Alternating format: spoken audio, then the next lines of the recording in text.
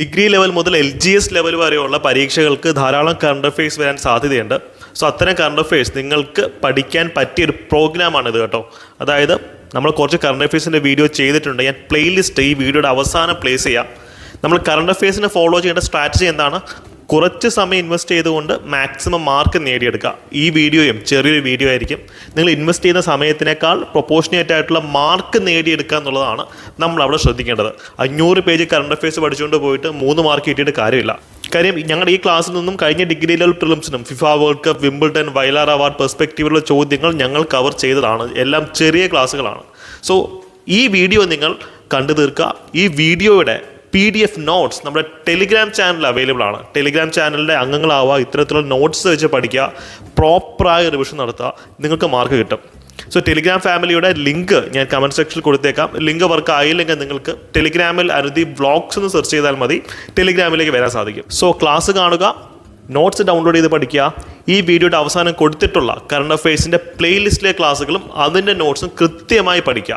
നമ്മൾ degree level long term ബാച്ചും LDCയുടെ ബാച്ചുകളും ഒക്കെ strong ആയിട്ട് പോകുന്നുണ്ട്.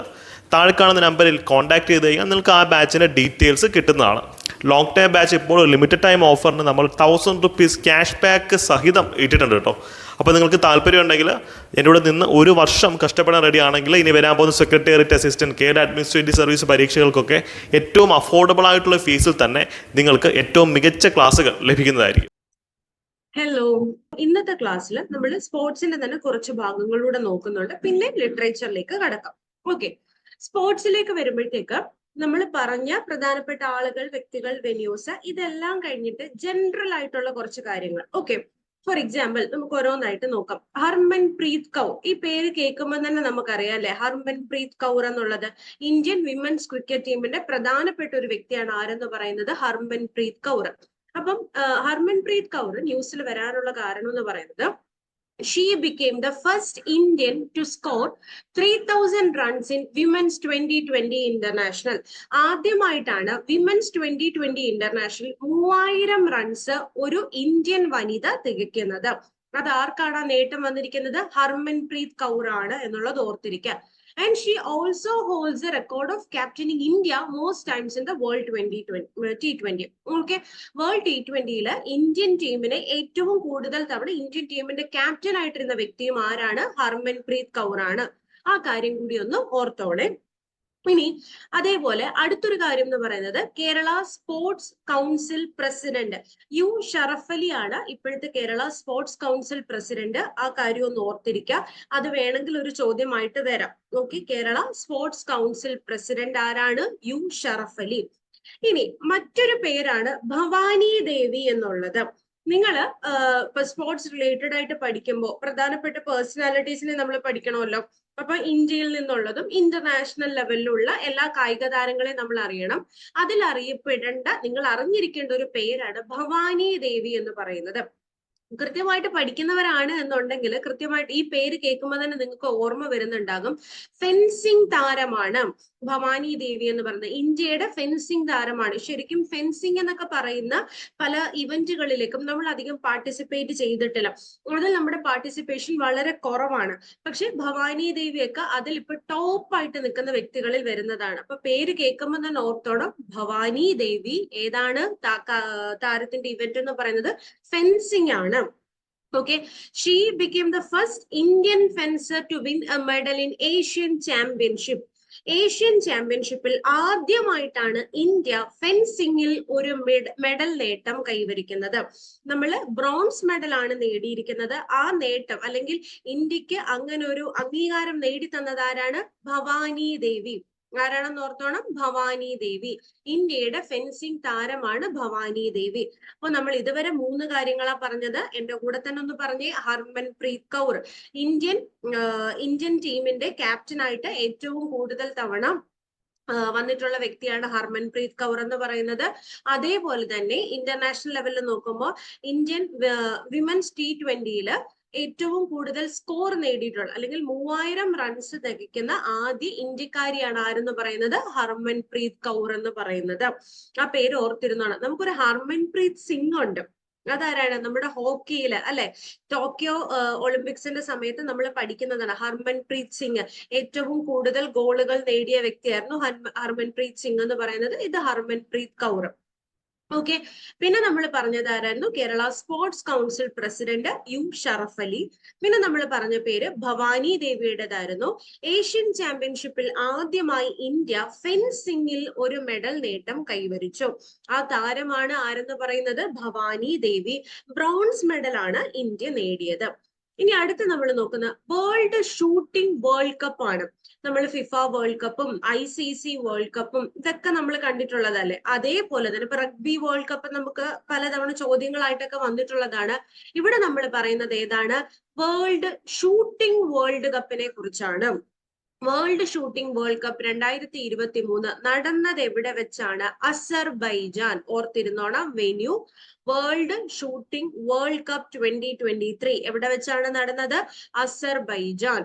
ഇനി അടുത്ത പറയുന്നത് ഭവാനി ദേവി ഫെൻസിംഗിൽ എന്ന പോലെ തന്നെ നമ്മൾ അടുത്ത പറയുന്ന ഒരു പേരാണ് പ്രഥമേഷ് ജൗക്കർ. എന്താണ് പേര്? പ്രഥമേഷ് ജൗക്കർ എന്നുള്ളതാണ്. ഇദ്ദേഹം ഏത് ഇവന്റുമായി ബന്ധപ്പെട്ടാണ് കാണുന്നത്? Archery.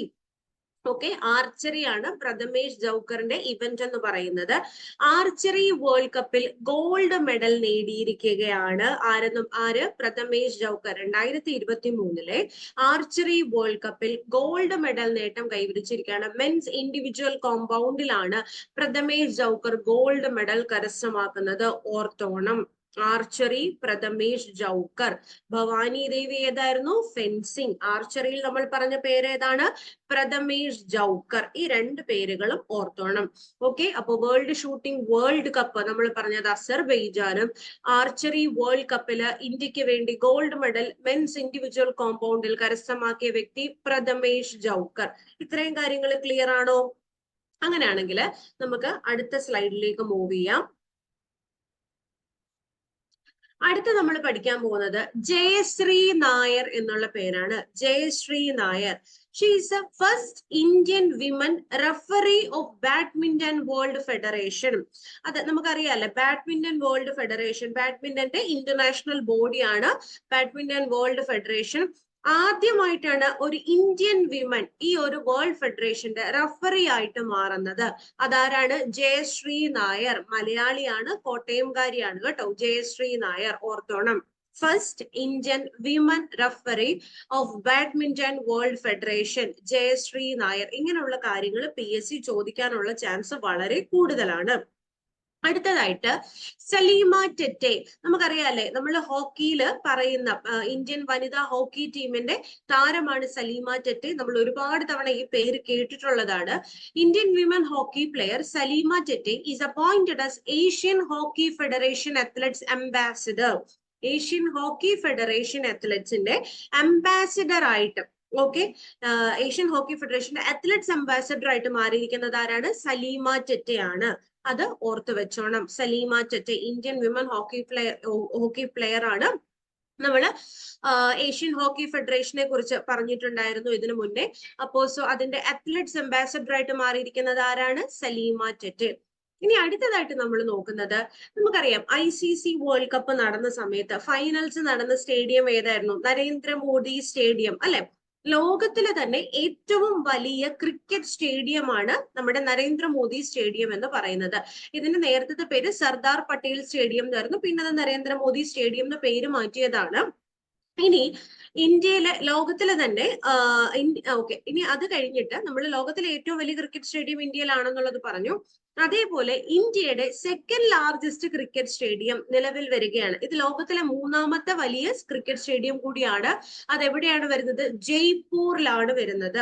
Okay, India second largest cricket stadium comes into existence in Jaipur. ഓർത്തിരുന്നോടെ, ജയ്പൂരിലാണ്. അപ്പൊ ലോകത്തിലെ തന്നെ ഏറ്റവും വലിയ ക്രിക്കറ്റ് സ്റ്റേഡിയം അതെവിടെയാണ്? അത് ഏതാണ്? നരേന്ദ്രമോദി സ്റ്റേഡിയം, ഗുജറാത്തിലാണ് വരുന്നത്. അതേപോലെ നമ്മളിപ്പോ പറഞ്ഞത് എന്താണ്? ഇന്ത്യയിലെ സെക്കൻഡ് ലാർജസ്റ്റ് ക്രിക്കറ്റ് സ്റ്റേഡിയം അതെവിടെയാണ്? ജയ്പൂർ ആണ്. Okay, India second largest cricket stadium Jaipur. ഇനി അടുത്തതായിട്ട് നമ്മൾ നോക്കുന്നത് അജയ് സിംഗ് എന്ന പേരാണ്. ഓക്കെ, ഇദ്ദേഹം ഒരു ബോക്സിംഗ് താരമാണ്. അജയ് സിംഗ്. ഇദ്ദേഹത്തെ ഇന്റർനാഷണൽ ബോക്സിംഗ് അസോസിയേഷന്റെ വൈസ് പ്രസിഡന്റായി തിരഞ്ഞെടുത്തിരിക്കുകയാണ്. Okay, Ajay Singh. He is an Indian man elected as Vice President of International Boxing Association. International boxing അസോസിയേഷന്റെ വൈസ് പ്രസിഡന്റ് ആയി തിരഞ്ഞെടുത്ത ഇന്ത്യക്കാരൻ ആരാണ്? അജയ് സിംഗ് ആണ്, ഓർത്തു വെച്ചോണം.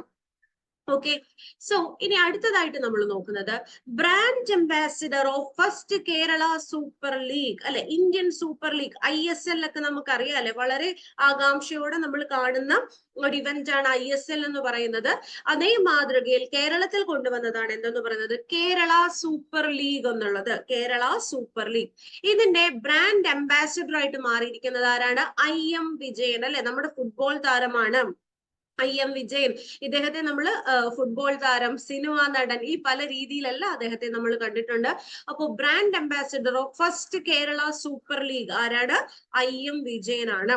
അത് പറഞ്ഞപ്പോൾ മറ്റൊരു കാര്യം കൂടി ഇവിടെ ചേർക്കുകയാണ്. 2023 നടന്ന വേൾഡ് ബോക്സിംഗ് ചാമ്പ്യൻഷിപ്പിൽ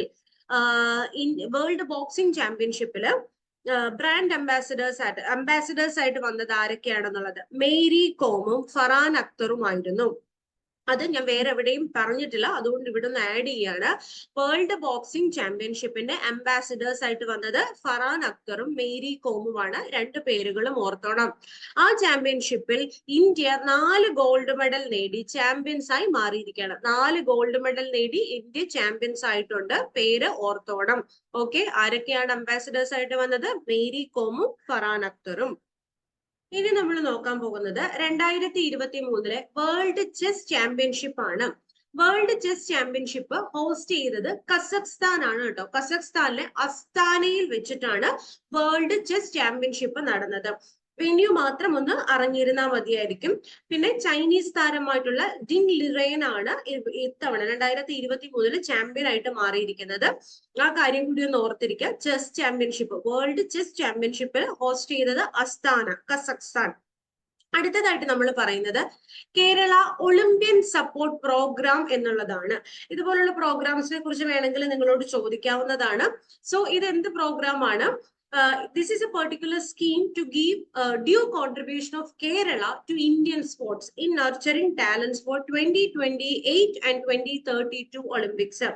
2028 ലോസ് ഏഞ്ചലസ് വെച്ച് നടക്കാൻ പോകുന്ന ഒളിമ്പിക്സിലും 2032 ബ്രിസ്ബെയിനിൽ വെച്ച് നടക്കാൻ പോകുന്ന ഒളിമ്പിക്സിലും കേരളത്തിൽ നിന്ന് ഇന്ത്യൻ സ്പോർട്സിന് ഒരു കോൺട്രിബ്യൂഷൻ നൽകുക, അതുവഴി ഇന്ത്യയുടെ യശസ് ഒളിമ്പിക്സിൽ ഉയർത്തുക എന്ന ഉദ്ദേശത്തോടു കൂടി കൊണ്ടുവന്നിരിക്കുന്ന പരിപാടിയാണ് എന്തെന്ന് പറയുന്നത് കേരള ഒളിമ്പ്യൻ സപ്പോർട്ട് പ്രോഗ്രാം എന്നുള്ളത്. ഓർത്തിരുന്നോണം, കേരള ഒളിമ്പ്യൻ സപ്പോർട്ട് പ്രോഗ്രാം. അടുത്തതായിട്ട് സാൻഡ്ര ഡേവിഡ് എന്ന വ്യക്തിയെ കുറിച്ചാണ് പറയുന്നത്. ഇന്ത്യയുടെ വിഷ്വലി ഇംപയർഡ് ആയിട്ടുള്ള വിമൻസ് ക്രിക്കറ്റ് ടീമിലേക്ക് തിരഞ്ഞെടുക്കപ്പെടുന്ന ആദ്യ മലയാളി താരമാണ് ആരെന്ന് പറയുന്നത് സാൻഡ്ര ഡേവിഡ് എന്ന് പറയുന്നത്.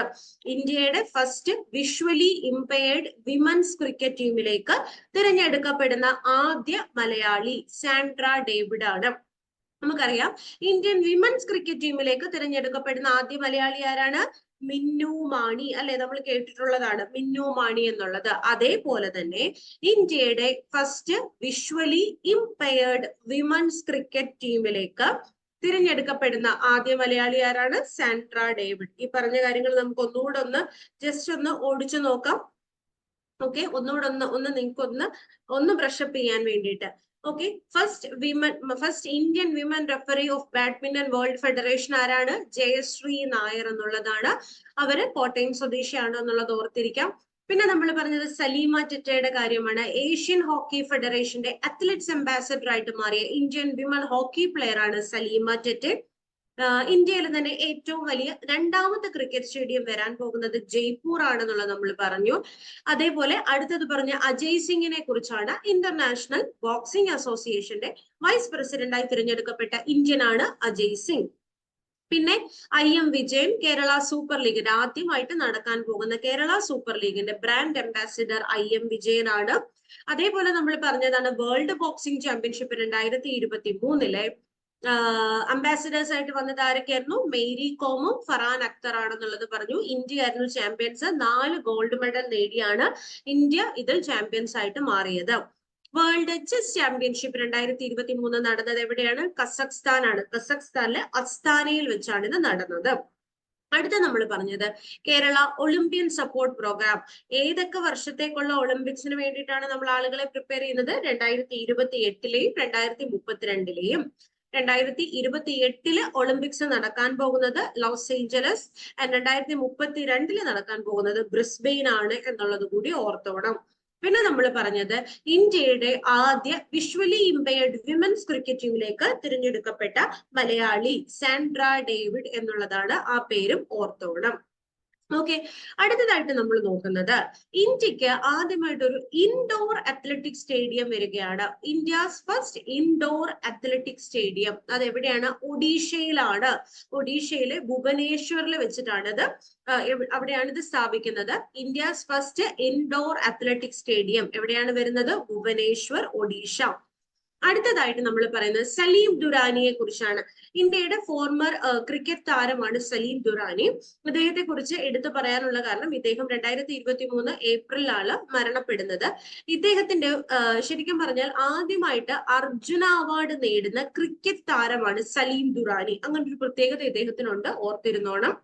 ഓക്കെ, ആദ്യമായി അർജുന അവാർഡ് നേടുന്ന ക്രിക്കറ്റ് താരമാണ് ആരെന്ന് പറയുന്നത്? സലീം ദുരാനി. ഓക്കെ, ഓർത്തിരിക്കാം. അടുത്തത് നമ്മൾ പറയാൻ പോകുന്നത് മീരാബായ് ചാനുവിനെ കുറിച്ചാണ്, അല്ലെ? മീരാബായ് ചാനുവിനെ നിങ്ങൾക്ക് അറിയാം, നമ്മൾ ഒളിമ്പിക്സിലൊക്കെ ചർച്ച ചെയ്തിട്ടുള്ളതാണ് മീരാബായ് ചാനുവിനെ കുറിച്ച്. 2022-ലെ BBC Indian sports women of the year ആയിട്ട് തിരഞ്ഞെടുക്കപ്പെട്ടിട്ടുണ്ടായിരുന്നു മീരാബായ് ചാനുവാണ്. അത് എടുത്തു പറയാനുള്ള കാരണം 2021-ല് മീരാബായ് ചാനു തന്നെയായിരുന്നു. അടുപ്പിച്ചടുപ്പിച്ച് 2 വർഷം BBC-യുടെ Indian sports women of the year ആയിട്ടാകുന്ന താരമാണ് ആരെന്ന് പറയുന്നത്? മീരാബായ് ചാനു. ഓർത്തിരുന്നോണം. അപ്പൊ ഈ പറഞ്ഞ കാര്യങ്ങൾ ഒന്നുകൂടെ നോക്കാം. ഇന്ത്യയുടെ ആദ്യത്തെ ഇൻഡോർ അത്ലറ്റിക് സ്റ്റേഡിയം വരാൻ പോകുന്നത് എവിടെയാണ്? ഒഡീഷയിലെ ഭുവനേശ്വറിൽ. പിന്നെ നമ്മൾ പറഞ്ഞത് സലീം ദുരാനിയെ കുറിച്ചാണ്. ആദ്യമായിട്ട് അർജുന അവാർഡ് നേടുന്ന ആദ്യ ക്രിക്കറ്റ് താരമാണ് സലീം ദുരാനി എന്ന് പറയുന്നത്. അദ്ദേഹം ഏപ്രിൽ 2023-ലാണ് മരണപ്പെടുന്നത്. അടുത്ത നമ്മൾ പറഞ്ഞത് മീരാബായ് ചാനുവിനെ കുറിച്ചാണ്. 2022-ലും 2021-ലും BBC Indian sports women of the year ആയിട്ട് തിരഞ്ഞെടുക്കപ്പെട്ട വ്യക്തിയായിരുന്നു മീരാബായ് ചാനു എന്നുള്ളത്. ഇനി നമ്മൾ പറയാൻ പോകുന്നത് റാണി രാംപാലിനെ കുറിച്ചാണ്. റാണി രാംപാൽ, നിങ്ങൾ ഈ പേര് ഹോക്കി റിലേറ്റഡ് ആയിട്ട് കേട്ടിട്ടുണ്ടാവും, റാണി രാംപാൽ. ഇത് എടുത്തു പറയാനുള്ള കാരണം എന്ന് പറയുന്നത് ആദ്യമായിട്ട് ഒരു ഇന്ത്യൻ വിമണിന്റെ പേരിൽ, ഒരു ഇന്ത്യൻ വനിതയുടെ പേരിൽ ഒരു സ്റ്റേഡിയം നിലവിൽ വരികയാണ്. അത് ആരുടെ പേരിലാണ് വരുന്നത്? ഹോക്കി താരം റാണി രാംപാലിന്റെ പേരിലാണ് വരുന്നത്. എവിടെയാണ്? റായ്ബറേലിയിൽ. ഓക്കെ, റായ്ബറേലിയിൽ ആദ്യമായി ഒരു വനിതാ താരത്തിന്റെ പേരിൽ ഒരു സ്റ്റേഡിയം വരുന്നു. റാണീസ് ഗേൾ ഹോക്കി ടർഫ് എന്നാണ് അത് നെയിം ചെയ്തിരിക്കുന്നത്. MCF റായ്ബറേലി എന്ന് പറയുന്ന സ്റ്റേഡിയമാണ് ഇപ്പൊ എന്താണ് റാണീസ് ഗേൾ ഹോക്കി ടർഫ് എന്ന പേരിൽ റീനെയിം ചെയ്തിരിക്കുന്നത്. ഓർത്തിരുന്നോണം. മേജർ ധ്യാൻചന്ദ് ഖേൽരത്ന പുരസ്കാരവും പത്മശ്രീ അവാർഡും ഒക്കെ ലഭിച്ചിട്ടുള്ള വ്യക്തിയാണ് റാണി രാംപാൽ എന്ന് പറയുന്നത്. 2017-ലെ women's Asia Cup title winning ടീമിലെ പ്രധാനപ്പെട്ട ഒരു വ്യക്തിയാണ് റാണി രാംപാൽ. അതേപോലെ തന്നെ ടോക്കിയോ 2020 ഒളിമ്പിക്സില് Indian women's hockey team 4th പൊസിഷനിലേക്ക് എത്തുന്നതിന് കാരണമായ ഒരു വ്യക്തി കൂടിയാണ് ആരെന്ന് പറയുന്നത്? റാണി രാംപാൽ എന്ന് പറയുന്നത്. അപ്പോ അവരെ കുറിച്ച് അറിഞ്ഞിരിക്കണം. റാണി രാംപാലിനെ കുറിച്ച് ധ്യാൻചന്ദ് ഖേൽരത്ന പുരസ്കാരവും പത്മശ്രീയും ഒക്കെ ലഭിച്ചിട്ടുള്ള വ്യക്തിയാണ്. ആദ്യമായിട്ടാണ് ഒരു വനിതയുടെ പേരിൽ ഇന്ത്യയിൽ ഒരു സ്റ്റേഡിയം നിലവിൽ വരുന്നത്. റാണീസ് ഗേൾസ് ഹോക്കി ടർഫ് എന്നുള്ളതാണ്. റായ്ബറേലിയിലാണ് ഇത് വരുന്നത്. ഇത്രയുമാണ് സ്പോർട്സിന്റെ ഭാഗത്ത് നിന്ന് നമുക്ക് പ്രധാനമായിട്ടുള്ളത്. ഇനി നമുക്ക് ലിറ്ററേച്ചർ ഭാഗത്തേക്കുള്ള പ്രധാനപ്പെട്ട കറണ്ട് അഫയേഴ്സ് നോക്കാം. സോ ലിറ്ററേച്ചർ റിലേറ്റഡ് ആയിട്ട് നമ്മൾ നോക്കുമ്പോൾ നമ്മൾ പ്രധാനമായിട്ട് പഠിക്കേണ്ടത് ഈ അടുത്ത് ശ്രദ്ധിക്കപ്പെട്ടിട്ടുള്ള കുറച്ച് ബുക്സ് ആൻഡ് ഓതേഴ്സ്. ഇതില് നമ്മൾ പല അവാർഡ് കാറ്റഗറീസ് പഠിക്കും. ഈ അവാർഡ്സ് പഠിക്കുമ്പോൾ അതിൽ പറഞ്ഞിരിക്കുന്ന ഓതേഴ്സ് അവരുടെ ബുക്സ് ഒന്ന് നോക്കി വെക്കണം. അത് ഞാൻ കുറെയൊക്കെ പറയുന്നുണ്ട്. അതല്ലാതെ കഴിഞ്ഞ വർഷം ശ്രദ്ധിക്കപ്പെട്ടിട്ടുള്ള 2023-ല് ശ്രദ്ധിക്കപ്പെട്ടിട്ടുള്ള ബുക്സ് ആൻഡ് ഓതേഴ്സ് നിങ്ങളൊന്ന് അറിഞ്ഞിരിക്കണം. PSC ഇപ്പം ഈ വർഷം മാത്രമല്ല 2022 ഇതെല്ലാം ചോദിക്കാറുണ്ട്. അപ്പൊ ഒന്ന് ജസ്റ്റ് ഒന്ന് അറിഞ്ഞിരിക്കാം പ്രധാനപ്പെട്ടതൊക്കെ. ബാക്കിയൊക്കെ നമ്മൾ ക്ലാസ്സസിൽ പലതവണ കവർ ചെയ്ത് പോകുന്ന കാര്യമാണ്. പിന്നെ നമ്മൾ അറിഞ്ഞിരിക്കേണ്ട പ്രധാനപ്പെട്ട പേഴ്സണാലിറ്റീസ് എന്നുള്ളതാണ്. സോ നമുക്ക് ഓരോന്നായിട്ട് നോക്കാം. ബുക്സ് ആൻഡ് ഓതേഴ്സിലേക്ക് വരുമ്പോഴത്തേക്കും ഗോപിനാഥ് മുതുകാടിന്റെ ശ്രദ്ധിക്കപ്പെട്ട ഒരു ബുക്കാണ് മാജിക്കൽ മിസ്റ്റ് ഓഫ് മെമ്മറീസ് എന്ന് പറയുന്നത്. ഏതാണ്? ഗോപിനാഥ് മുതുകാടിന്റെയാണ് മാജിക്കൽ മിസ്റ്റ് ഓഫ് മെമ്മറീസ് എന്നുള്ളത്. ഇനി അടുത്തത് EN ഷീജയുടേതാണ്. സ്റ്റേറ്റ് ഇൻസ്റ്റിറ്റ്യൂട്ട് ഓഫ് ചിൽഡ്രൻസ് ലിറ്ററേച്ചറിൽ ബെസ്റ്റ് സ്റ്റോറി നോവൽ കാറ്റഗറിയിലേക്ക് തെരഞ്ഞെടുക്കപ്പെട്ടതായിരുന്നു EN ഷീജയുടെ അമ്മ മണമുള്ള കനിവുകൾ എന്നുള്ളത്. എന്താണ് അതിന്റെ പേര്? അമ്മ മണമുള്ള കനിവുകൾ. EN ഷീജ, ഓർത്തിരുന്നോണേ. Amma Manamulla Kanivukal, EN Sheeja. State institute of children's ലിറ്ററേച്ചറിൽ ബെസ്റ്റ് സ്റ്റോറി നോവൽ കാറ്റഗറിയിൽ തിരഞ്ഞെടുക്കപ്പെട്ടതാണ്. അടുത്തതാണ് ബെന്യാമിന്റെ. നമുക്കറിയാം വാർത്തയിൽ നിറഞ്ഞു നിൽക്കുന്ന വ്യക്തിയാണ് ബെന്യാമിൻ. അദ്ദേഹത്തിന്റെ ഒരുപാട് ബുക്കുകൾ ഇതിനു മുന്നേ PSC ചോദിച്ചിട്ടുണ്ട്. ഇതിൽ ഈ അടുത്ത് ശ്രദ്ധിക്കപ്പെട്ടതാണ് ഏതൊരു മനുഷ്യന്റെയും ജീവിതം, നിശബ്ദ സഞ്ചാരങ്ങൾ. ഇത് രണ്ടും ഓർത്തോണം. ഏതൊരു മനുഷ്യന്റെയും ജീവിതം, പിന്നെ നിശബ്ദ സഞ്ചാരങ്ങൾ. ഇത് രണ്ടുമാണ് നമ്മൾ പറയുന്നത്. ഏതൊരു മനുഷ്യന്റെയും ജീവിതം, നിശബ്ദ സഞ്ചാരങ്ങൾ. ഇത് രണ്ടുമാണ് ബെന്യാമിന്റെ ബുക്സ് ആയിട്ട് വന്നിരിക്കുന്നത്. അടുത്തത് കലാമണ്ഡലം സരസ്വതിയുടെ ആത്മകഥയാണ് സാരസ്വതം എന്നുള്ളത്. സാരസ്വതം. ഓക്കെ, കലാമണ്ഡലം സരസ്വതിയുടെ ആത്മകഥയാണ് സാരസ്വതം. ഓർത്തിരുന്നോണേ, സാരസ്വതം എന്നാണ് പേര്. അടുത്തത് സൽമാൻ റുഷ്ദി. വളരെ ഫേമസ് ആയിട്ടുള്ള റൈറ്ററാണ് സൽമാൻ റുഷ്ദി. അദ്ദേഹത്തിന്റെ ശ്രദ്ധിക്കപ്പെട്ട മറ്റൊരു നോവലാണ് വിക്ടറി സിറ്റി എന്നുള്ളത്. എന്താണ് പേര്? Victory city, Salman Rushdie. അടുത്തത് ശാന്തിഭൂഷൺ. ഈ അടുത്ത മരണമടഞ്ഞ് ശാന്തിഭൂഷൺ. അദ്ദേഹത്തിന്റെ ഒരു ആത്മകഥാംശം വരുന്ന ബുക്കാണ് കോർട്ടിംഗ് ഡെസ്റ്റിനി എന്ന് പറയുന്നത്. കോർട്ടിംഗ് ഡെസ്റ്റിനി, എ മെമ്മോയർ. അദ്ദേഹം വളരെ പ്രശസ്തനായ ഒരു അഭിഭാഷകനായിരുന്നു. അപ്പൊ അറിഞ്ഞിരിക്കുക, കോർട്ടിംഗ് destiny, a memoir, Shanti Bhushan. Okay, ഇത്രയും പേരുകൾ ഓർത്തിരിക്കുക. Magical mist of memories, Gopinath Muthukad. അമ്മ മണമുള്ള കനിവുകൾ, EN ഷീജ. ഏതൊരു മനുഷ്യന്റെയും ജീവിതം, നിശബ്ദ സഞ്ചാരങ്ങൾ. ഇത് രണ്ടും ബെന്യാമിന്റെ ബുക്കാണ്. സാരസ്വതം എന്നുള്ളത് കലാമണ്ഡലം സരസ്വതിയുടെ ആത്മകഥയാണ്. പിന്നെ നമ്മൾ പറഞ്ഞത് സൽമാൻ റുഷ്ദിയുടെ വിക്ടറി സിറ്റിയും ശാന്തിഭൂഷന്റെ കോർട്ടിംഗ് ഡെസ്റ്റിനി, എ മെമ്മോയർ എന്നുള്ളതായിരുന്നു. ഇനി അത് കഴിഞ്ഞാല് നമ്മുടെ KK ശൈലജ, മുൻ മന്ത്രിയൊക്കെ ആയിരുന്ന KK ശൈലജ, അവരുടെ ആത്മകഥ പുറത്തു വന്നിട്ടുണ്ട്. My life as a comrade എന്നുള്ളതാണ് ബുക്കിന്റെ പേര്. My life as a comrade. Okay, my life as a comrade എന്നുള്ളതാണ്. ഇനി PS ശ്രീധരൻ പിള്ളൈ, അല്ലെ, നമുക്കറിയാം ഗവർണറായിട്ട് എന്നിട്ടുള്ള വ്യക്തിയാണ് അദ്ദേഹം. ഗോവയുടെ ഗവർണറാണ് PS ശ്രീധരൻ പിള്ളൈ. ഒരുപാട് ബുക്കുകൾ അദ്ദേഹം എഴുതിയിട്ടുണ്ട്. അതിൽ ഈ അടുത്ത് ശ്രദ്ധിക്കപ്പെട്ടത് എന്റെ പ്രിയ കഥകൾ, the March, my proud moments in Goa എന്നുള്ളതാണ്. എന്റെ പ്രിയ കഥകൾ, the March and my proud moments in Goa. ഇത് മൂന്നും ഈ അടുത്ത് ശ്രദ്ധിക്കപ്പെട്ട ബുക്കുകളാണ്.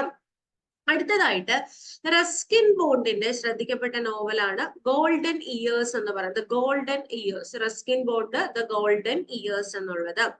അടുത്തത് അമിതാവ് ഘോഷ്, അദ്ദേഹത്തിന്റെ ബുക്കാണ് smoke and ashes, writer's journey through opium's hidden histories. Amitav Ghosh നമ്മളേറെ ശ്രദ്ധിക്കപ്പെട്ടിട്ടുള്ള എഴുത്തുകാരനാണ് അമിതാവ് ഘോഷ് എന്ന് പറയുന്നത്.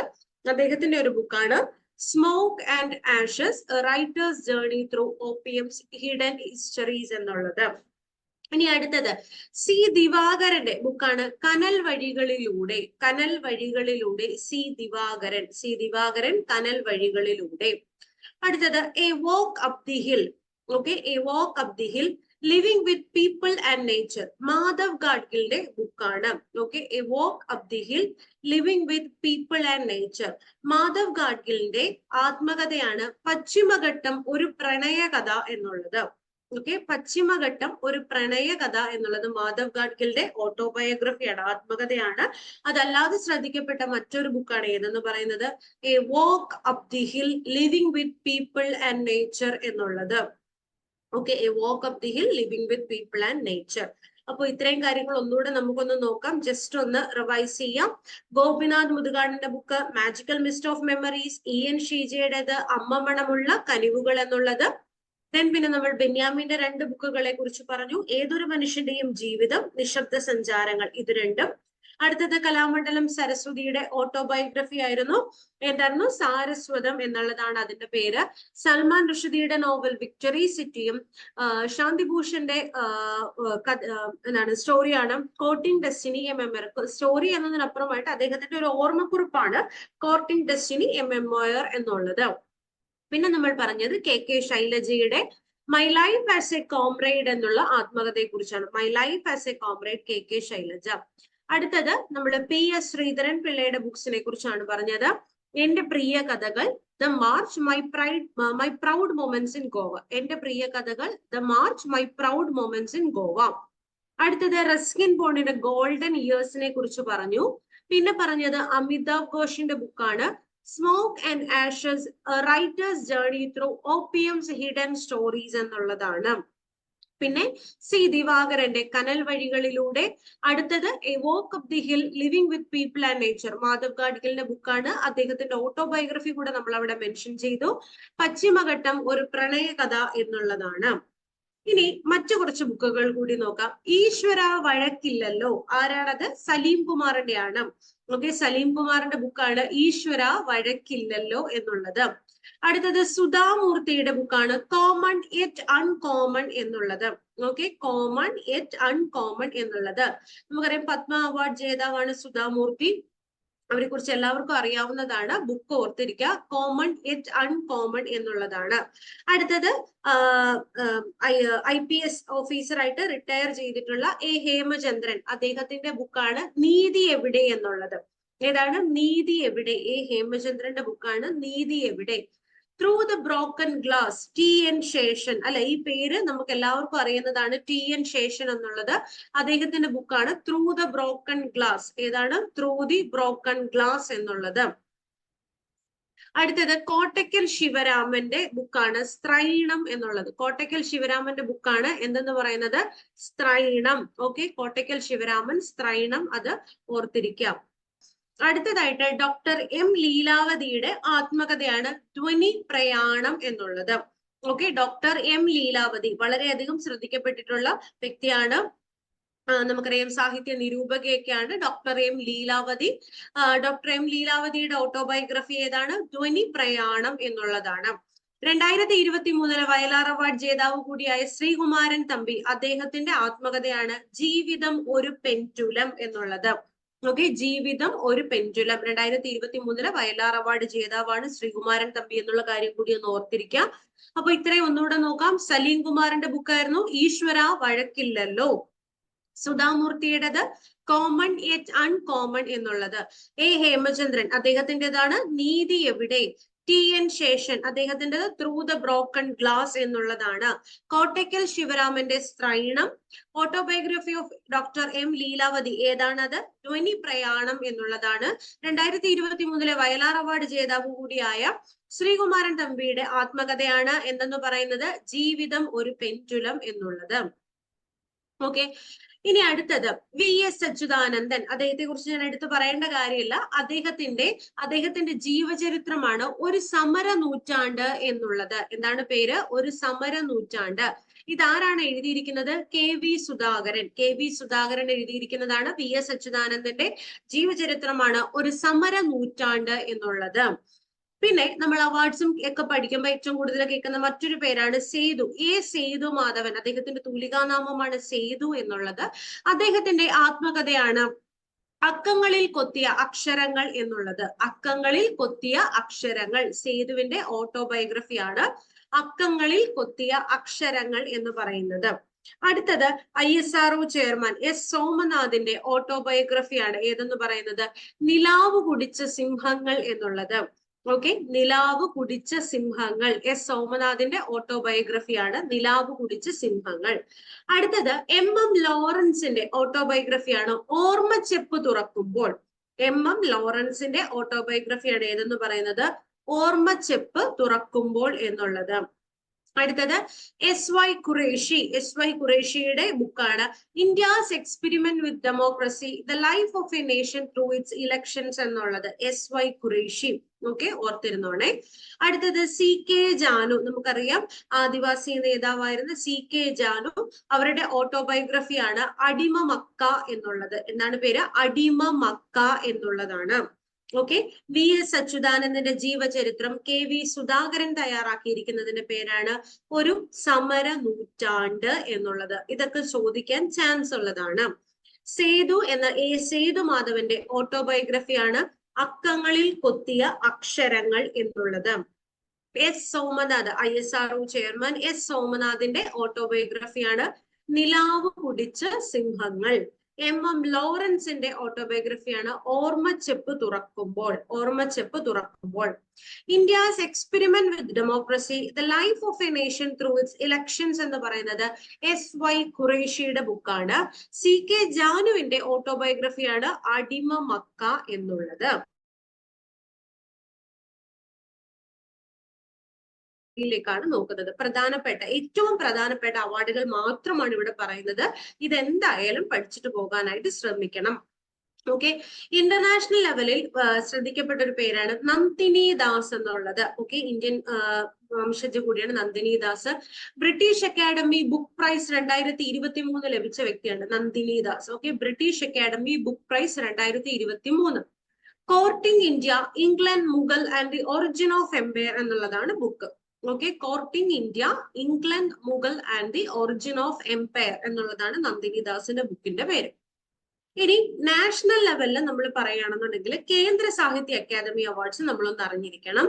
2023 കേന്ദ്ര സാഹിത്യ അക്കാദമി അവാർഡുകൾ നോക്കുമ്പോൾ മലയാളം നമുക്കറിയാം ഓരോ ഭാഷകൾക്കും അല്ലെ, നമ്മുടെ 22 ഷെഡ്യൂളിൽ പറഞ്ഞിരിക്കുന്ന ലാംഗ്വേജസിന് അടക്കം എല്ലാത്തിനും നൽകുന്നതാണ് കേന്ദ്ര സാഹിത്യ അക്കാദമി അവാർഡ് എന്ന് പറയുന്നത്. ഇംഗ്ലീഷിനും നൽകുന്നുണ്ട്. അപ്പൊ അതൊന്ന് ഓർത്തിരിക്കാം.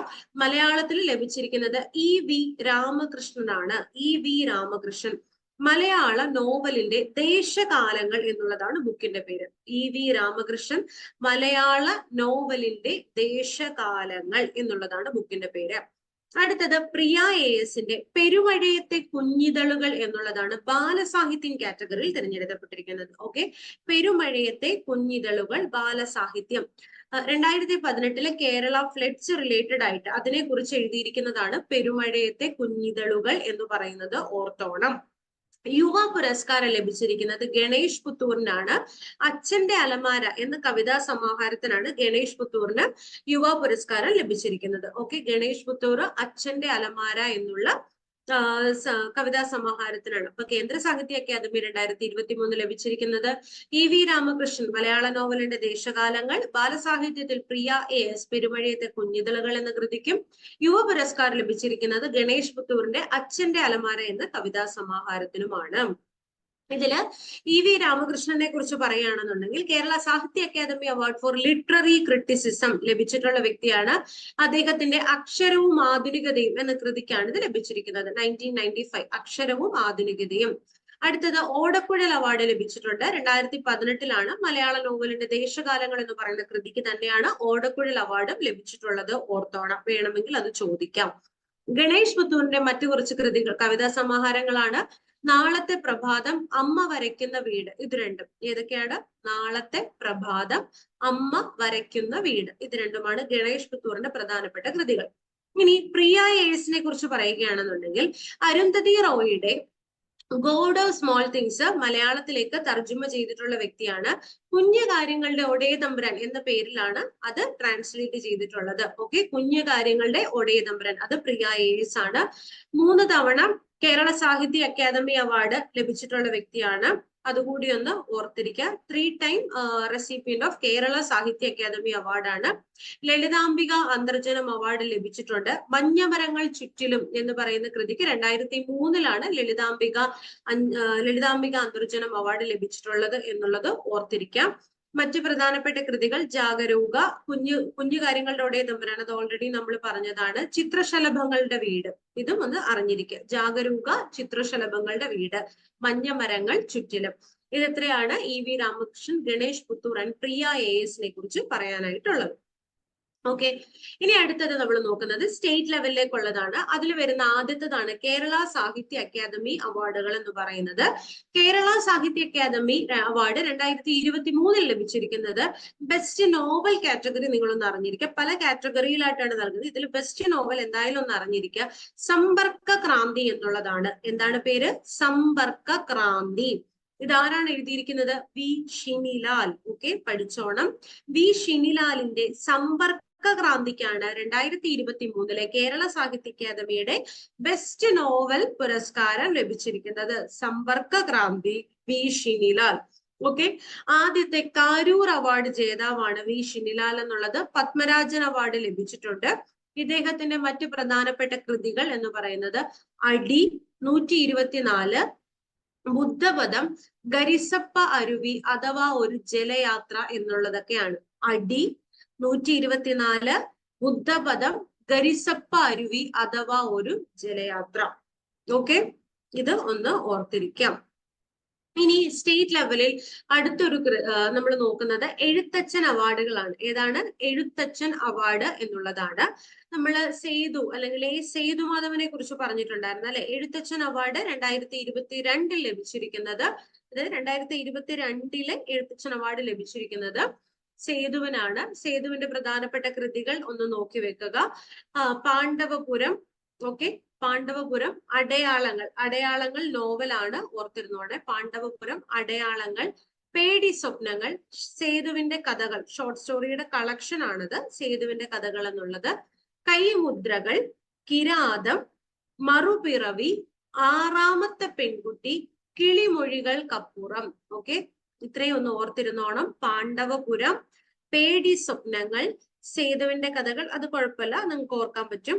കൈമുദ്രകൾ, കിരാതം, മറുപിറവി, ആറാമത്തെ പെൺകുട്ടി ആൻഡ് കിളിമൊഴികൾക്കപ്പുറം. ഇത്രയൊന്ന് ഓർത്തോണേ, കേട്ടല്ലോ. ഇത്ര ഒന്നുകൂടെ ഞാനൊന്ന് പറയാണ്. പാണ്ഡവപുരം, പേടി സ്വപ്നങ്ങൾ, കൈമുദ്രകൾ, കിരാതം, മറുപിറവി, ആറാമത്തെ പെൺകുട്ടി ആൻഡ് കിളിമൊഴികൾക്കപ്പുറം. ഇദ്ദേഹത്തിന്റെ നോവലാണ് എന്തെന്ന് പറയുന്നത്? അടയാളങ്ങൾ എന്ന് പറയുന്നത്. അടയാളങ്ങൾ.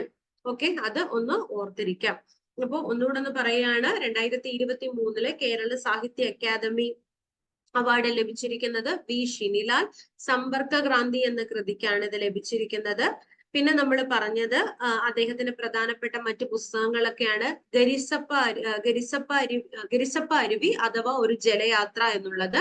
പിന്നെ നമ്മൾ പറഞ്ഞത് 124. പിന്നെ പറഞ്ഞത് അടി എന്നുള്ളതാണ്. ബുദ്ധപദം എന്നുള്ളതാണ്. ബുദ്ധപദം. അതേപോലെ തന്നെ അദ്ദേഹത്തിന്റെ മറ്റൊരു കൃതിയാണ് ഇരു എന്ന് പറയുന്നത്. ഓക്കെ, ഇരു, അതുകൂടി ഒന്ന് ഓർത്തിരിക്കാം.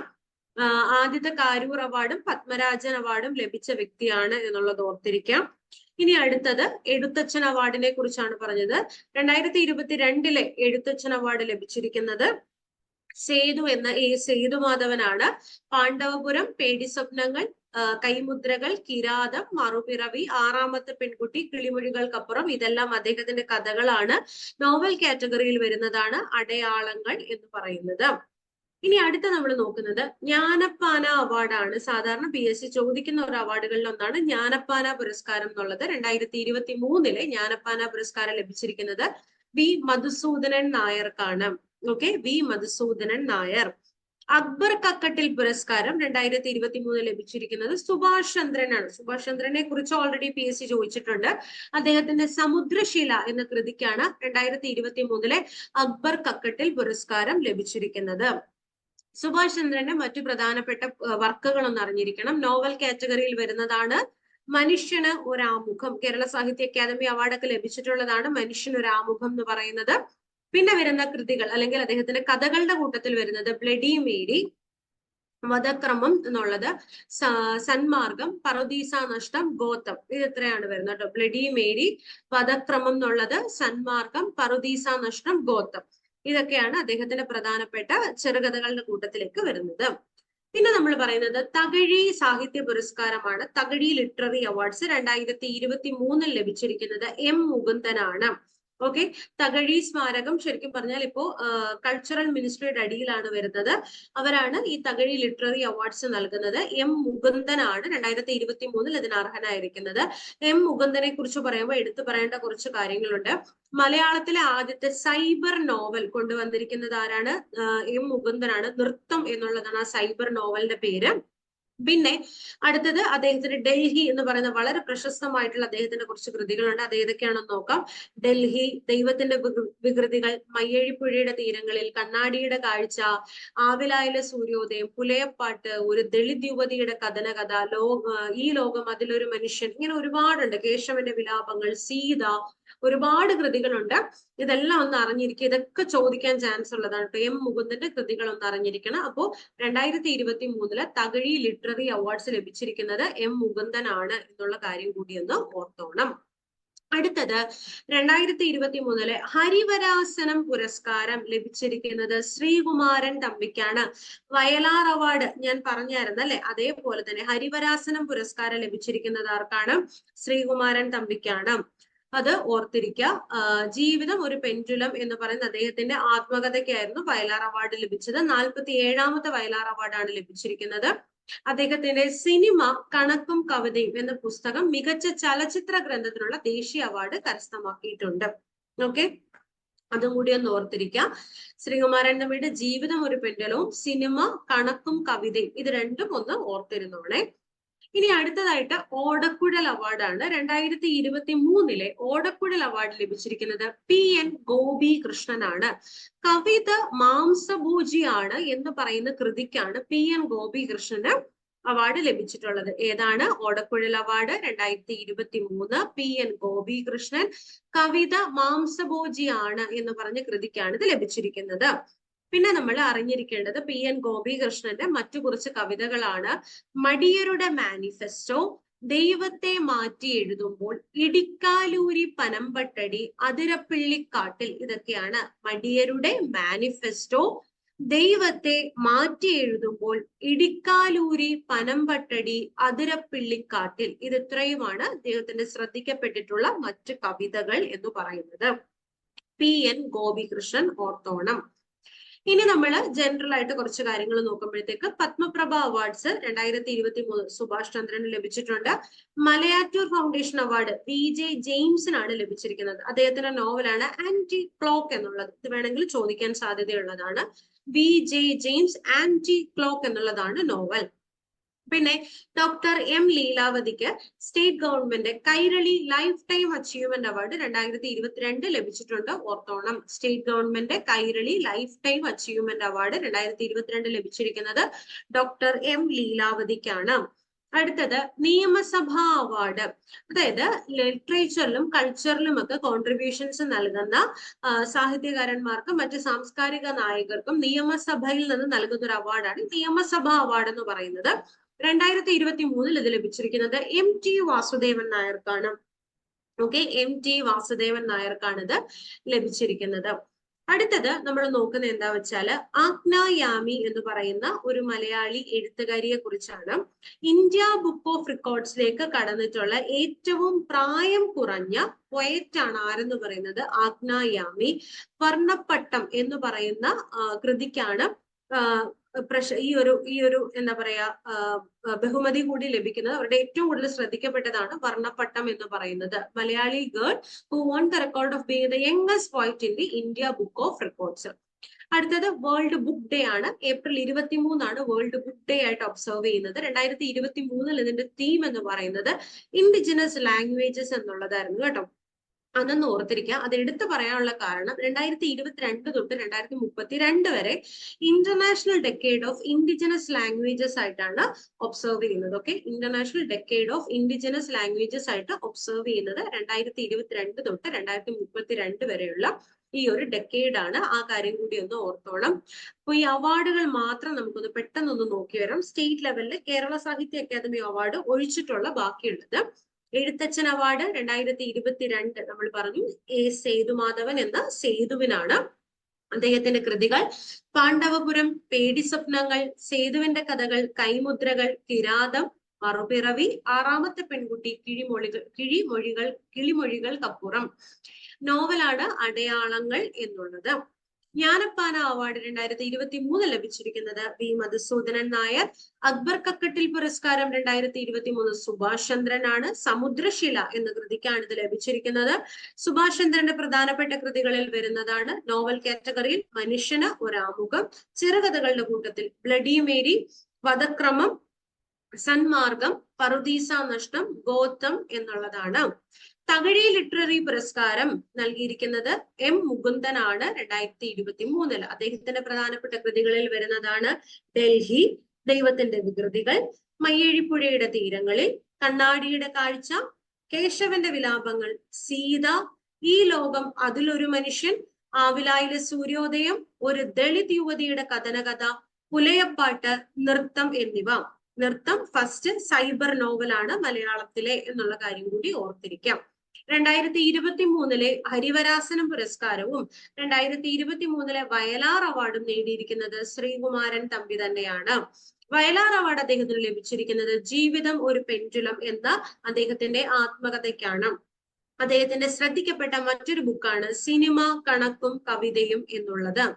പിന്നെ നമ്മൾ പറഞ്ഞത് ഓടക്കുഴൽ അവാർഡിനെ കുറിച്ചാണ്. 2023 ഓടക്കുഴൽ അവാർഡ് ലഭിച്ചിരിക്കുന്നത് ആർക്കാണ്? PN ഗോപി കൃഷ്ണൻ. ആർക്കാണ്? PN ഗോപി കൃഷ്ണൻ.